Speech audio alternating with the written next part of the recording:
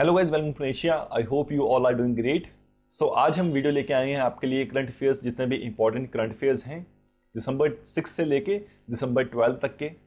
तो आज के इस वीडियो सेशन में ही हम डिस्कस करेंगे पिछले लास्ट वीक 6 दिसंबर से लेके 12 दिसंबर तक के जितने भी इंपॉर्टेंट करंट अफेयर्स हैं। तो इस करंट अफेयर की जो हमारी ये सीरीज़ है, इसका आपको जो PDF फॉर्म में आपको इसका लिंक मिल जाएगा डिस्क्रिप्शन में। आप पूरे के पूरे जितने भी करंट अफेयर्स हैं वीकली, वो आप वहाँ पे जाके उनको क्लिक करके PDF डाउनलोड कर सकते हैं, करंट अफेयर्स को चेक कर सकते हैं। उन्हें आपके रिवीजन के दौरान आप उनको बाद में भी पढ़ सकते हैं। एंड प्लस यहाँ पे हम पनेशिया ट्विटर की वेबसाइट पे मंथली मैगजीन्स भी लॉन्च करते हैं, जहाँ पे आपको पूरे मंथ का कंटेंट एक बार में ही मिल जाता है। सो पूरे मंथ के national, international, state news, books and authors, defence, sports, सभी से रिलेटेड जितनी न्यूज़ हैं आपको इस मंथली मैगजीन में मिल जाएगी। प्लस हम वीकली सेशन तो ये लेते हैं आपके लिए, जिसमें हम पूरे वीक पे फोकस करके एक वीक में जितने भी इंपॉर्टेंट करंट अफेयर्स हैं उनको यहाँ पे आपको करवाते हैं। एंड प्लस जितने भी एडिशनल करंट अफेयर रहते हैं वो इस वीडियो के जो आपको डिस्क्रिप्शन में वहाँ पे इसका PDF मिल जाएगा। वहाँ से आप लिंक को क्लिक करके डाउनलोड कर सकते हैं सारी की सारी PDF जो वीकली करंट अफेयर्स हैं हमारे। तो चलिए स्टार्ट करते हैं आज के हमारा करंट अफेयर सेशन, जो है 6 दिसंबर टू 12 दिसंबर के important current affairs. So recently world inequality report 2022 announced हुआ है, जिसमें जो फ्रांस बेस्ड ऑर्गेनाइजेशन है, फ्रांस बेस्ड जो ये लैब है, इन्होंने पब्लिश किया इस रिपोर्ट को, वर्ल्ड इनइक्वालिटी रिपोर्ट 2022। सो ये जो रिपोर्ट है ये लुकस चैनल के द्वारा ऑथर की गई है। एंड ये जो लुकस चैनल है ये को डायरेक्टर है वर्ल्ड इनइक्वालिटी लैब्स की।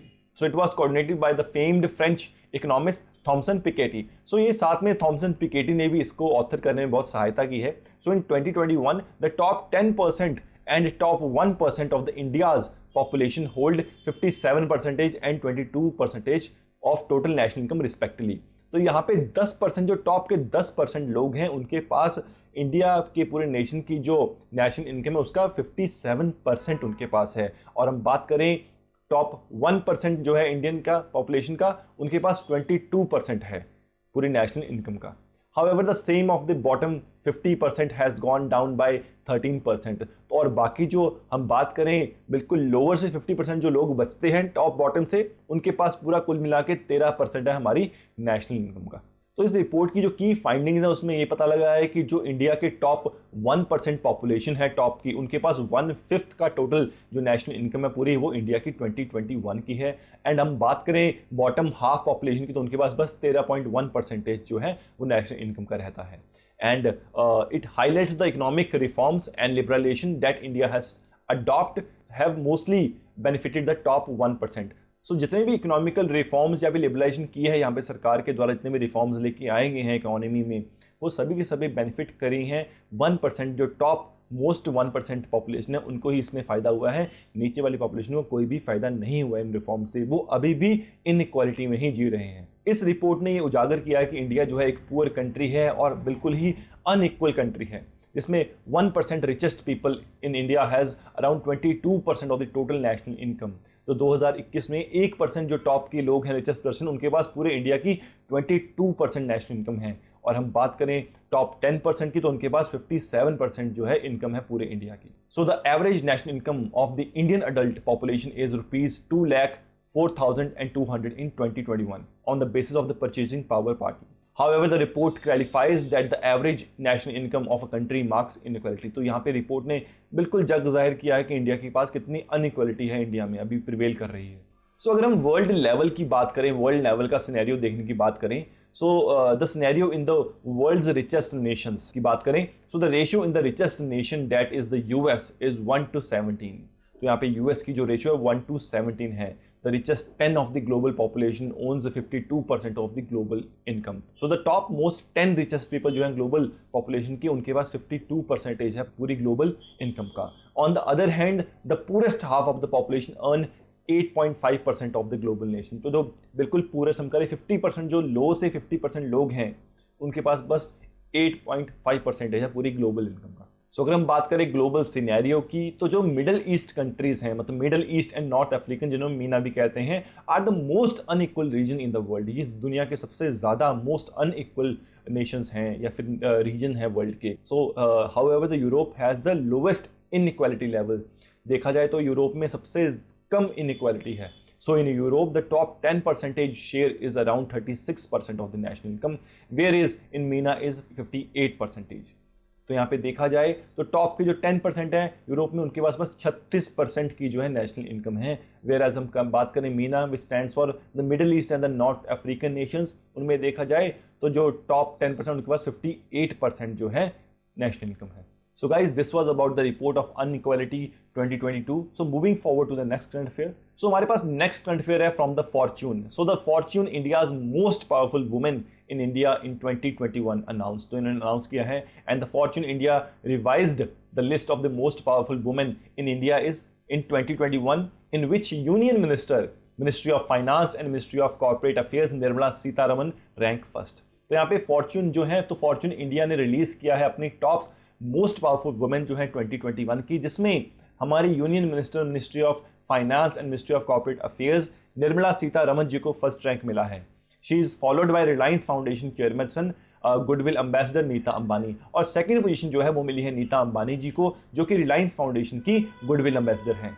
एंड मूविंग फॉरवर्ड जो थर्ड पोजीशन है वो मिली है सौम्या स्वामीनाथन को, जो कि चीफ साइंटिस्ट हैं वर्ल्ड हेल्थ ऑर्गेनाइजेशन की, WHO की, ये थर्ड पोजीशन पे हैं। सो गाइज आपके सामने ये जो है लिस्ट है, जिसमें टॉप 5 मोस्ट पावरफुल वुमेन जो हैं वो फॉर्च्यून के हिसाब से यहाँ पे लिखी गई हैं, जिनमें निर्मला सीतारमन टॉप पे हैं, then second Nita Ambani, third Soumya Swaminathan, fourth हैं किरण मजुमदार शो, एंड फिफ्थ हैं वो है Suchitra Ella.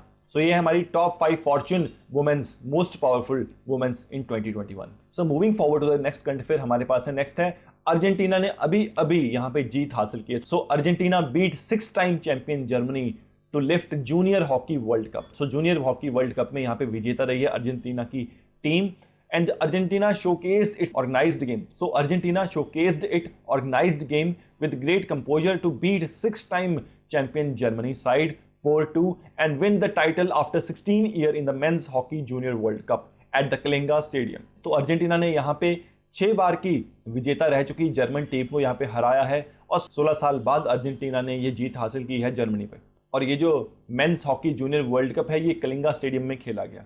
So Argentina has become the only third team after Germany जो कि 6 टाइम विनर है, एंड इंडिया जो कि 2 टाइम विनर है 2001 और 2016 में, to win multiple junior hockey world cup titles।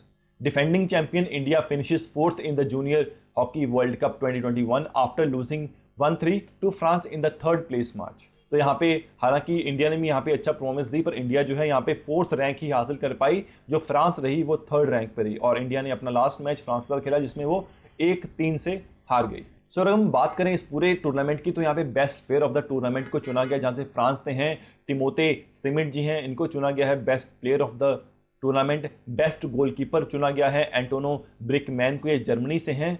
And top scorer की बात करें टूर्नामेंट की, तो माइल्स बुकेन को चुना गया है, ये नीदरलैंड से, इन्होंने 18 गोल किए हैं। देन फेयर प्ले अवार्ड का मिला है टाइटल चिली टीम को। Then best goal of the tournament award मिला है इग्नाकियो कार्डोलिलो, ये अर्जेंटीना से हैं। सो और जो यहाँ पे जो पुरस्कार मिले हैं वो मिले हैं hockey India maximum team goals के, तो वो मिले हैं नीदरलैंड को, 45 गोल्स किए इन्होंने।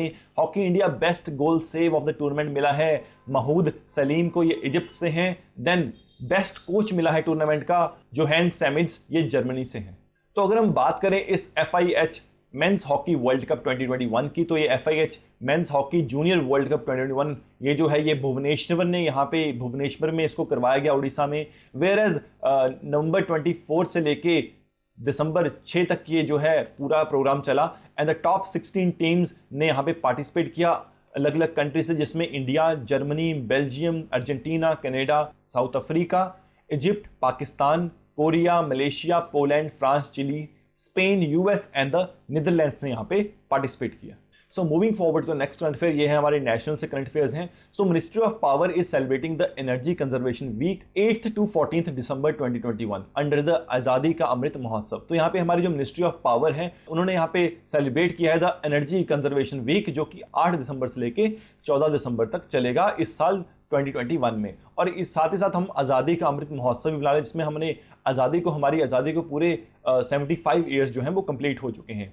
सो celebrating by the bureau of energy efficiency will include 3 major activities. तो यहाँ पे ब्यूरो ऑफ एनर्जी एफिशिएंसी इसको मना रहे हैं, जिसमें तीन मेजर एक्टिविटीज में इसको डिवाइड किया जाएगा।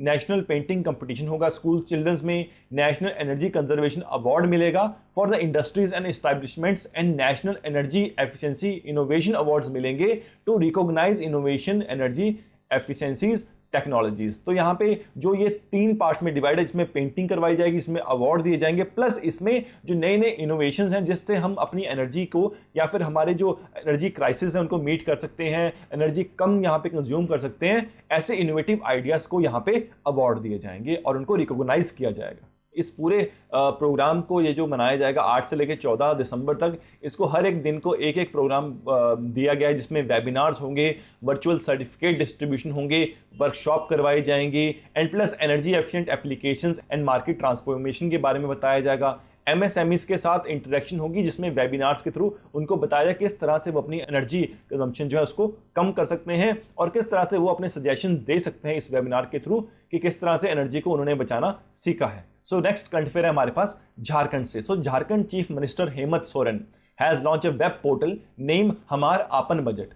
So what is this Hamar Apan Budget, and a mobile application prepared by the State Finance Department from the Chief Minister's Residential Office in Ranchi।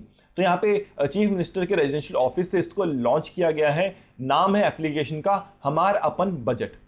तो through this portal the general public of the state can share their suggestions to 2022-23 budget. तो यहाँ पे general public जो है इस portal के through अपने suggestion दे सकती है आने वाले बजट के लिए, जो स्टेट का बजट होगा 2022 से लेके 23 तक का। सो इस एप्लीकेशन के थ्रू यहाँ पे जनरल पब्लिक जो है ट्विटर से, फेसबुक से, व्हाट्सएप से, ईमेल से और अदर जो सोशल मीडिया नेटवर्किंग साइट्स हैं वहां से इसमें आपको हमार आपन बजट जो एप्लीकेशन है उसमें अपने आप को साइन इन करके वो गूगल स्टोर से इसको डाउनलोड कर सकते हैं या एंड्रॉइड मोबाइल में डाउनलोड कर सकते हैं और वहां से सजेशन जो है सरकार तक पहुंचा सकते हैं।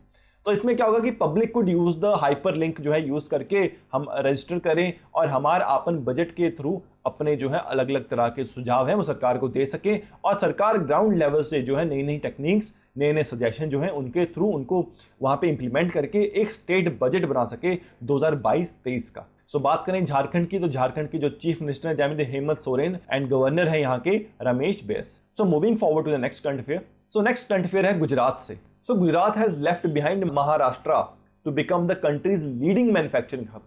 तो यहाँ पे गुजरात ने महाराष्ट्र को पीछे छोड़ दिया है और कंट्री का लीडिंग मैन्युफैक्चरिंग हब बन चुका है। So according to a data from the Reserve Bank of India, Gujarat saw its gross value addition (GVA) in manufacturing growth by 15.9% annually between financial year 12 to financial year 20। तो यहाँ पे गुजरात ने बहुत ही ज्यादा अपना ग्रॉस वैल्यू एडिशन जो है इसमें ग्रोथ दिखाई है। 15% की ग्रोथ करते हुए इन्होंने महाराष्ट्र को पीछे छोड़ दिया है और पूरी इकोनॉमी में सबसे ज्यादा मैन्युफैक्चरिंग गुड सप्लाई करने वाला स्टेट बन चुका है। And this GVA is economical metric होता है that measures the supply of goods and services in an economy. तो जीवीए जो मैट्रिक्स है इससे पता लगता है कि कौन सा स्टेट कितना यहाँ पे इकोनॉमी में सप्लाई कर रहा है goods and services. So next current affair state से, so it is from Kazveli wetland।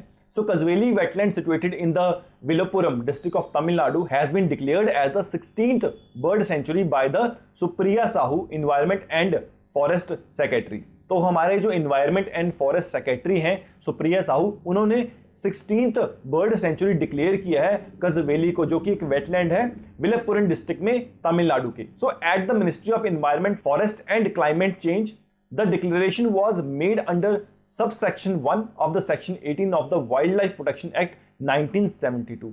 तो 1972 के एक्ट के अकॉर्डिंग सबसेक्शन 1 में, सेक्शन 18 के सबसेक्शन 1 में इसके अकॉर्डिंग इसको वेटलैंड बताया गया है। And Kazhuveli wetland is referred to as the second largest वैश्विक water lake in the south India only after Pulicat lake. तो पुलिकत लेक के बाद साउथ इंडिया में सेकंड लार्जेस्ट वैश्विक वाटर लेक भी है ये इंडिया का। सो ये जो लेक है ये लगभग 5000 हेक्टेयर का जो लैंड है वो कवर करता है वेनूर, टकुल and around 3000 hectare in Marakkanam taluks. और this sanctuary lies adjacent to the bay of Bengal along the east coast of Tamil Nadu. और ये बे ऑफ बंगाल के बिल्कुल साथ में एडजॉइनिंग है जो कि ईस्ट कोस्ट है तमिलनाडु का। And this Kazhuveli is the wetland of international important also. और ये जो कजुवेली वेटलैंड है ये इंटरनेशनल इंपॉर्टेंस भी है। That is spread over 670 square kilometre in the east coast of Tamil Nadu. And the southern part of the wetland was declared reserve land in year 2001। So the sanctuary covered 13 villages in the Villapuram district. And this place is home to a diverse species of the flora and fauna and giving accommodation to a long distance migratory bird from the Central Asia and Siberia. तो Siberia से और central Asia से जो migrate करके birds आते हैं, बहुत ही long distance travel करके आते हैं, तो उनके लिए एक बहुत ही अच्छा ये प्लेस है अकोमोडेशन का for the time being. And इसमें बहुत ज्यादा फ्लोरा एंड फना की प्रजातियां यहाँ पे पाई जाती हैं। तो एक ये जो वेटलैंड है ये इंटरनेशनली भी बहुत इंपॉर्टेंट है। So moving forward to the next current affair. So next current affair है हमारा उत्तर प्रदेश से। So Uttar Pradesh cabinet has approved the Atmanirbhar Krishak development scheme for the boosting the agriculture sector. So Atmanirbhar Krishak development जो स्कीम है उसको अप्रूव किया है जिससे कि बूस्ट होगा agriculture.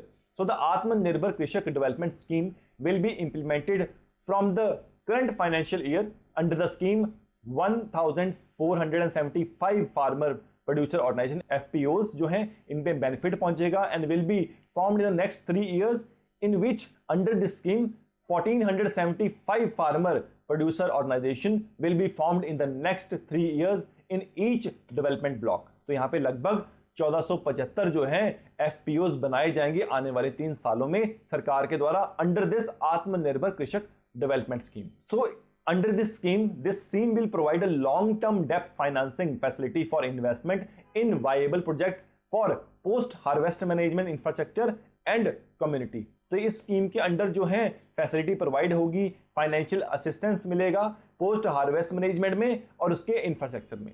And ₹1 lakh crore will be provided by banks and financial institute as loan to primary agriculture credit societies. तो यहाँ पे लगभग 1 लाख करोड़ रुपए का जो है बैंक्स प्रोवाइड करेंगे finance assistant to this primary agriculture credit societies, marketing corporation societies, self help groups, farmers and joint liability group जो है इनको यहाँ पे 1 लाख करोड़ तक का जो है फाइनेंशियल असिस्टेंट मिलेगा from the banks and financial institutions. So all loan will be provided with an interest of 3% per annum to a limit of 2 crore and the scheme will be funded through the agriculture infrastructure fund। तो इस scheme को agriculture infrastructure fund जो है वो इसको fund करेगा। Annual percentage का आपको इंटरेस्ट देना पड़ेगा इसमें, जो कि बहुत ही कम परसेंटेज है। So moving forward to the next current affair. So the Chief Minister of Uttarakhand, Pushkar Singh Dhami, have launched the Milk Price Incentive Scheme in Dehradun. So the scheme is aimed to provide incentive benefits around 53,000 people of Uttarakhand। तो यहाँ पे उत्तराखंड सरकार के जो CM हमारे पुष्कर सिंह धामी, उन्होंने milk price incentive scheme को यहाँ पे लॉन्च किया है जिसमें लगभग 53,000 पीपल को यहाँ पे इंसेंटिव मिलेगा उत्तराखंड के। The state government is targeting to spend 444.62 crore to open 500 milk sale centers in Uttarakhand, and it is a direct bank transfer DBT scheme. The amount under the scheme would be directly into the accounts of the beneficiaries through their linked bank accounts।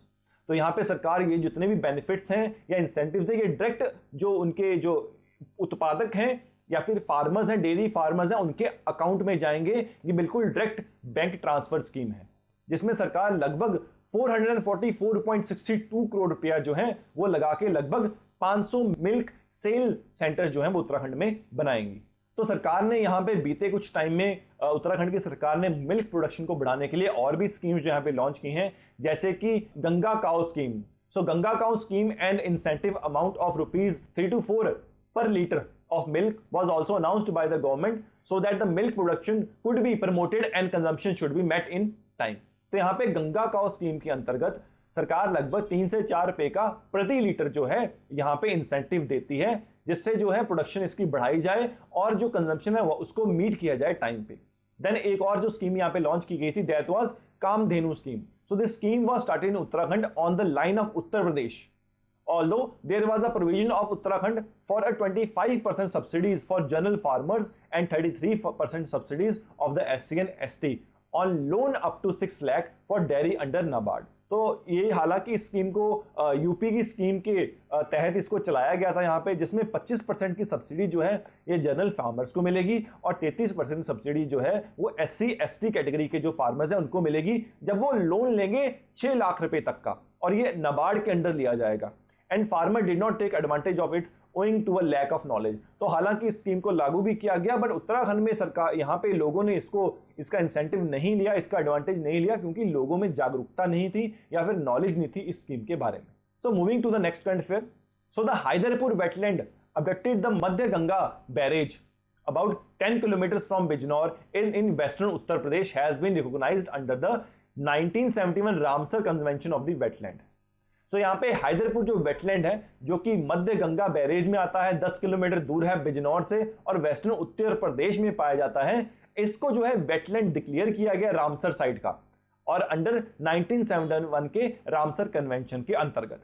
So the Uttar Pradesh is now home to round about 9 Ramsar wetlands. तो उत्तर प्रदेश के पास आज के time पे पूरे 9 Ramsar wetland site हो चुके हैं and the wetland has also been identified under the Namami Gange, a centre flagship as a model wetland along the Ganga. तो नमामि गंगा के अंतर्गत इस जो प्रोग्राम चलाया जाता है पहले इंडियन सरकार के द्वारा, उसके अंतर्गत भी इसको यहाँ पे एज अ मॉडल वेटलैंड भी इसको रखा गया है. तो नमामि गंगा जो स्कीम है उसके अंतर्गत भी इसको एक मॉडल रखा गया है वेटलैंड का. With this, there are now a total of 47 such designated areas in the country. तो लगभग आज के टाइम पे इस वेटलैंड को जो कि रामसर साइट है इसके अकॉर्डिंग आज के टाइम इंडिया में 47 डेजिग्नेटेड एरियाज हैं पूरी कंट्री में. सो ये जो हैदरपुर का वेटलैंड है ये सपोर्ट करता है लगभग 25,000 वाटर बर्ड्स को and reserve as a breeding site for the near threatened Indian grass birds and provides refuge to the northern subspecies population of the vulnerable swamp deers during its seasonal flood drain migration. तो ये जो northern subspecies हैं swamp deer की, इनके लिए बहुत ज़्यादा important ये site है और ये जो species है ये बहुत ज़्यादा extinction की कगार पे हैं. So the site also regularly supports more than 1% of the population of the grey leg goose and bar-headed goose also. तो यहाँ पे ग्रे लेग गूज जो हैं एंड बार हेडेड गूज जो हैं उनके लिए भी ये साइट है जो सपोर्ट करती है इनकी पॉपुलेशन में. So moving forward to the next current affair, Biden administration USA has announced that US officially will not attend the 2022 Winter Olympics in the Beijing after China pledged unspecified countermeasures against any such diplomatic boycotts. So the US cited that China's human right autocracy is the main reason for its boycott. The US has named the boycott as diplomatic boycott. तो यहाँ पे US ने यहाँ पे घोषणा की है कि वो चाइना के जो ये विंटर ओलंपिक्स होने जा रहे हैं इस बार, इसमें बीजिंग ओलंपिक्स जो विंटर ओलंपिक्स होने जा रहे हैं इनको ये डिप्लोमेटिक बायकॉट करेंगे क्योंकि चाइना लगातार यहाँ पे ह्यूमन राइट्स वायलेशन कर रहा है उसकी एट्रोसिटीज की वजह से. तो यूएस ने यहाँ पे चाइना की जो ह्यूमन राइट एट्रोसिटीज हैं उसको इसका वजह बताई है ये बायकॉट का. सो इनकी जो ह्यूमन राइट वायलेशंस हैं या फिर ह्यूमन राइट की जो एट्रोसिटीज हैं चाइना के द्वारा, इनको यूएस ने अब वजह बताया है बायकॉट करने की. सो ये डिप्लोमेटिक बायकॉट का मतलब क्या है? डिप्लोमेटिक बायकॉट का यहाँ पे ये मतलब नहीं है कि यहाँ पे यूएस पार्टिसिपेट नहीं करेगा, यूएस की तरफ से कोई जाएगा नहीं. सो ये कुछ ऐसा ही देखने में, but it means that US जो है अपने ऑफिसर्स नहीं भेजेगा, अपने डिप्लोमेटिक प्रेजेंटेशंस नहीं भेजेगा इस ओलंपिक्स में, बट यूएस के जो एथलीट्स रहेंगे वो यहाँ पे जरूर जाएंगे पार्टिसिपेट करने के लिए. सो ये जो डिप्लोमेटिक बायकॉट का मतलब है कि डिप्लोमेटिक पर्संस नहीं जाएंगे यूएस को रिप्रेजेंट करने के लिए, ऑफिसर्स नहीं जाएंगे, पर यहाँ पे जरूर यहाँ पे एथलीट्स जरूर इसको पार्टिसिपेट करने जाएंगे इसमें. सो अगर हम बात करें कि ये यूएस ने ऐसा कदम क्यों उठाया है, so US is boycotting for the following human right atrocities on China. So situations in Taiwan and Tibet में जो सिचुएशन है चाइना यहाँ पे जो तिब्बतियंस के साथ और जो ताइवानीज पीपल उनके साथ जो कर रहा है उसके खिलाफ यहाँ पे यूएस ने कदम उठाया. और साथ ही साथ ये जो क्रैकडाउन है Hong Kong and abuse of minorities Muslim, जो ह्यूइगर मुस्लिम्स हैं शिनजियांग प्रांत में, प्रोविंस में चाइना के, वहां पे जो ये यहाँ पे ह्यूमन राइट वायलेशन कर रहा है चाइना, उसके खिलाफ यहाँ पे यूएस ने कदम उठाया है और यूएस यहाँ पे डिप्लोमेटिक वे में डिप्लोमेटिक बायकॉट कर रहा है चाइना के इन विंटर ओलंपिक्स का. सो मूविंग फॉरवर्ड, इसके साथ ही साथ कनाडा ने भी यहाँ पे ज्वाइन किया है. सो Canada will join the United states, the United Kingdom and Australia diplomatic boycott of Beijing Winter Olympics over the human right concerns. तो यहाँ पे कनाडा ने भी यहाँ पे साइन किया है कि वो भी इस डिप्लोमेटिक बायकॉट में हिस्सा लेंगे. So the announcement came after the White House, the Australian government and the UK government confirmed diplomatic boycott of the Winter Games in February to protest Chinese human right abuse. China has vowed to react with firm countermeasures. तो यहाँ पे Canada ने भी साथ देते हुए UK का, US का और ऑस्ट्रेलिया का यहाँ पे डिप्लोमेटिक बायकॉट में समर्थन किया है विंटर ओलंपिक्स का जो कि चाइना में होने जा रहे हैं. So moving forward to the next and फिर सो बात करते हैं बुक्स एंड ऑथर्स की. So new book that unearth true stories of 1971 Indo Pakistan war. तो यहाँ पे एक नई बुक जो है जो कि 1971 की लड़ाई जो इंडिया पाकिस्तान में जहाँ पे बांग्लादेश को आजाद करवाया गया था, इसके ऊपर ये बुक जो निर्धारित है, इसमें 1971 charge of Gorkhas and other stories के अंतर्गत, इस टाइटल के अंतर्गत ये बुक जो है, इट इज रिटन बाय अर्चना बिष्ट रावत। तो अर्चना बिष्ट रावत जी के द्वारा ये बुक लिखी गई है और रिलीज की गई है। So the book includes from the stories of the flight lieutenant who went missing after his plane crash inside Pakistan to the last Kukri attack in the modern military history। तो ये जो book है ये एक story दर्शाती है किस तरह से एक जो ल्यूटेनेंट है वो किस तरह से मिसिंग हो जाते हैं जब उनका जो प्लेन है वो पाकिस्तान के अंदर जाके क्रैश कर जाता है। उसके ऊपर निर्धारित है ये सारी की सारी बुक है। ऑथर्ड बाय रचना बिष्ट रावत, नाम है बुक का 1971 charge of the Gorkha and the other stories. And moving forward, तो हमारे जो vice president of India M Venkaiah Naidu launched public service ethic a quest of Naitik Bharat. तो ये जो बुक है public service ethic a quest of Naitik Bharat, author की है प्रभात कुमार जी ने एंड पब्लिश किया इसको आईसी सेंटर फॉर गवर्नेंस ने एट द उप राष्ट्रपति निवास न्यू दिल्ली। तो बुक का नाम याद रखेंगे public service ethics a quest for नैतिक भारत एंड इसको राइट किया प्रभात कुमार जी ने। सो नेक्स्ट एक और बुक है जो ये बुक भी वाइस प्रेसिडेंट के द्वारा एम वेंकैया नायडू जी के द्वारा लॉन्च की गई है। टाइटल है the midway battle Modi's roller coaster second term और इसको ऑथर किया है गौतम चिदंबानी ने and publish by Bloomsbury India at Uparashtrapati Nivas so new Delhi. So the book mentioned the political scenario of the India. It marks the second tenure of the current Prime Minister Narendra Modi. तो इस book में जो second tenure है prime minister Narendra Modi का, उसके बारे में यहाँ पे लिखा गया है, दर्शाया गया है।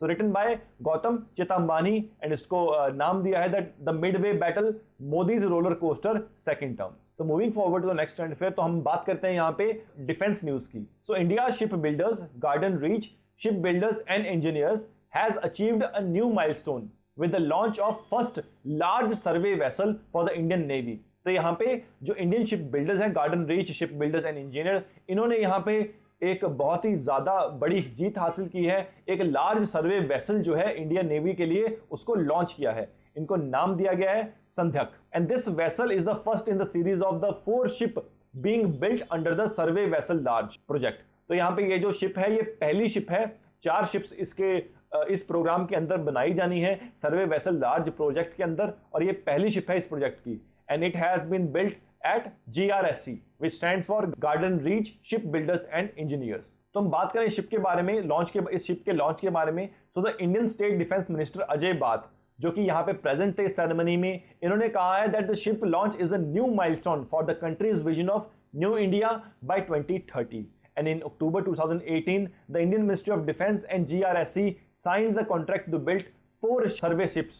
तो यहाँ पे 2018 में ये जो एग्रीमेंट साइन हुआ था जिसमें 4 सर्वे शिप्स बनाने के लिए यहाँ पे एग्रीमेंट साइन हुआ था and featuring over 80% indigenous content by cost and the ship are fully designed by GRSC and are being built during integrated construction concepts। So this GRSC chairman and managing director is Rear Admiral VK Saxena। So moving forward to the next current affair, this is Panex 21। So Panex 21 is a humanitarian assistance and disaster relief exercise and it to be held for the BIMSTEC countries। ये जो Panex 21 है ये एक humanitarian assistance and disaster relief exercise है जिसको BIMSTEC की countries कर रही हैं। So the exercise is to be held among BIMSTEC countries जिसमें Bhutan, Bangladesh, Nepal, Myanmar, Sri Lanka, India and Thailand यहाँ पे पार्टिसिपेट करेंगे। The main aim of the exercise is to build regional corporations in the response to the nature disasters and it is to be conducted in the Pune from December 20 to 22। तो पुणे में दिसंबर 20 से लेकर 22 तक इस exercise को किया जाएगा जिसमें जो नेचुरल डिजास्टर्स हैं उनको कैसे रिएक्ट करें, किस तरह से उसको लोगों को बचाया जाए और यहाँ पे देशों का तालमेल बनाने की यहाँ पे कोशिश रहेगी जो बिम्स्टेक के देश हैं। सो नेक्स्ट हमारे पास president of India Ramnath Kovind has presented president standard to the 22nd missile vessel squadron of the Indian navy जिसको एक और नाम से पुकारा जाता है द किलर स्क्वाड्रन। तो यहाँ पे प्रेसिडेंट रामनाथ कोविंद ने प्रेसिडेंट स्टैंडर्ड अवार्ड दिया है 22nd मिसाइल वेसल स्क्वाड्रन को इंडियन नेवी की जिसको कि किलर स्क्वाड्रन भी कहा जाता है at the central memorial parade held at the Naval Dockyard, Mumbai, Maharashtra. To mark this occasion, the Postal Department has also released a specific day cover and a commemorative stamp. So this year 2021 also marked the 50th year of inspection of the missile vessel squadron, also known as Killers. तो यहाँ पे 50वीं साल गिरा भी है missile vessel squadron की, जिनको killers कहा जाता है। सो अगर हम बात करें 22nd मिसाइल वेसल स्क्वाड्रन की, तो इन्होंने बहुत से ऑपरेशंस को यहाँ पे कैरी आउट किया है, जिसमें से operation Trident and bombing Pakistan Karachi port को भी बॉम्ब किया था ड्यूरिंग 1971 इंडो पाक वॉर, जिसमें बांग्लादेश को आजाद करवाया था। तो इस किलर वेसल का बहुत ज्यादा यहाँ पे इंपॉर्टेंस है इस स्क्वाड्रन का।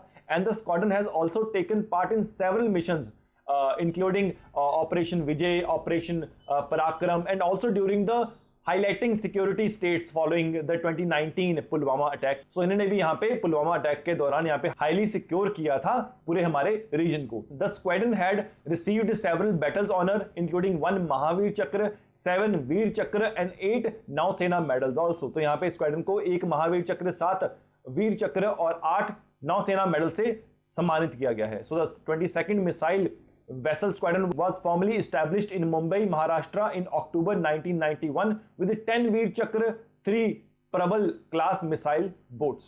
So moving forward to the next current affair.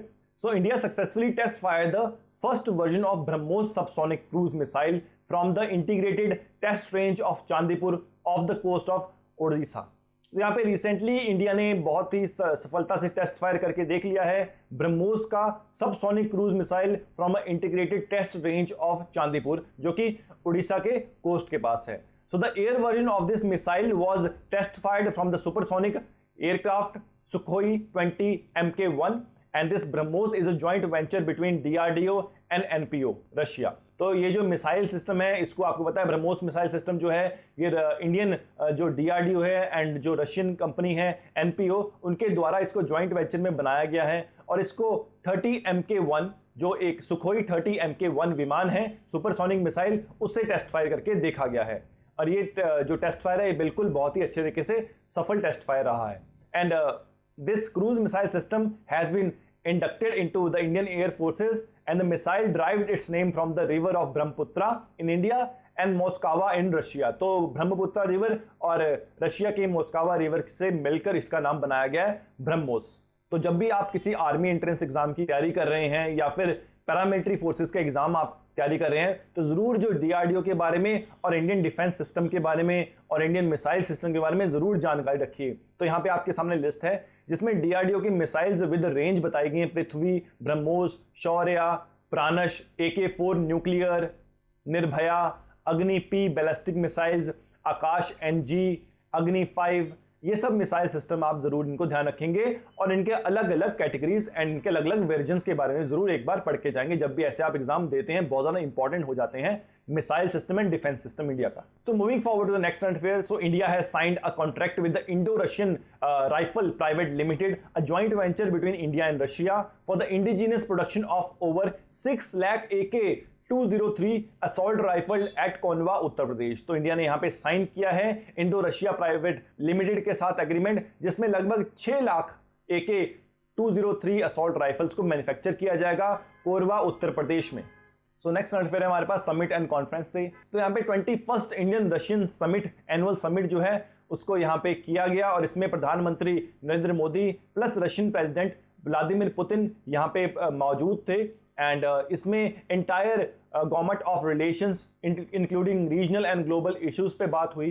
During this visit India and Russia sign 28 agreements and the leader discussed on international north southern transport corridor and also about the Chennai Vladivostok Eastern Maritime Corridor also which is under the proposal। तो यहाँ पे बहुत ही खास रहा कि 28 जो agreement है उनको साइन किया गया, साथ ही साथ ये जो साउथ ट्रांसपोर्ट कॉरिडोर है उस पर भी बात चली, जिसमें चेन्नई से लेके व्लादिवोस्टॉक तक ईस्टर्न मैरीटाइम कॉरिडोर बनाने की भी जो कि प्रपोजल में है उसके ऊपर भी डिस्कशन हुई, जिससे हम काउंटर कर सकते हैं चाइना का सिल्क रोड इनिशिएटिव भी।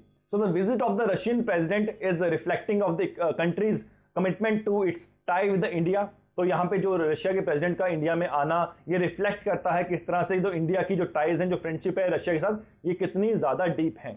And this is in need of the movement also because the ties between India and Russia were buffed by new Delhi's tie with the US। तो इंडिया और रशिया के relations यहाँ पे थोड़े से दूर भी हुए क्योंकि यहाँ पे न्यू दिल्ली ने मतलब इंडिया ने यहाँ पे USA के साथ ज्यादा टाइज की, अपनी मिलिट्री टाइज जो बहुत ज्यादा बढ़ाई थी, तो बहुत ज्यादा इंपॉर्टेंट हो जाता है रशिया के साथ इस मीटिंग का होना।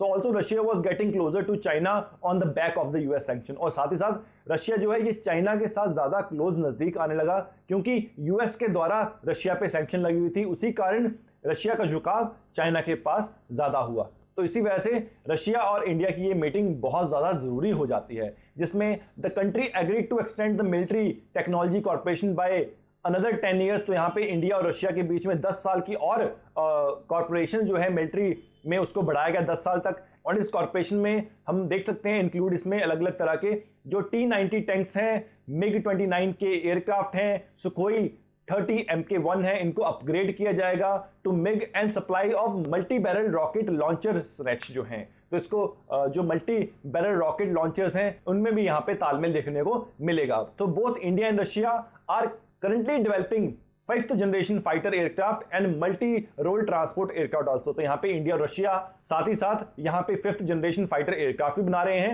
और साथ ही साथ मल्टी रोल ट्रांसपोर्ट एयरक्राफ्ट भी बना रहे हैं। तो Reserve Bank of India and Bank of Russia signed an pact to respond to cyber attack, और साथ ही यहाँ पे रिजर्व बैंक ऑफ इंडिया ने और बैंक ऑफ रशिया ने यहाँ पे एक पैक्ट साइन किया जिसमें वो रिस्पॉन्ड करेंगे साइबर अटैक्स को लेके।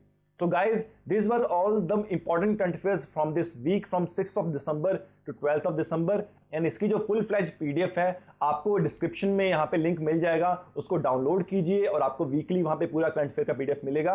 एंड प्लस आप हमारी वेबसाइट पे जाके मंथली मैगजीन भी पढ़ सकते हैं जिसमें हम पूरे मंथ के जो करंट अफेयर उनको कंपाइल करके एक बहुत ही ईजी फॉर्म में आपके लिए प्रेजेंट किया जाता है। So thank you guys and मिलते हैं नेक्स्ट सेशन में।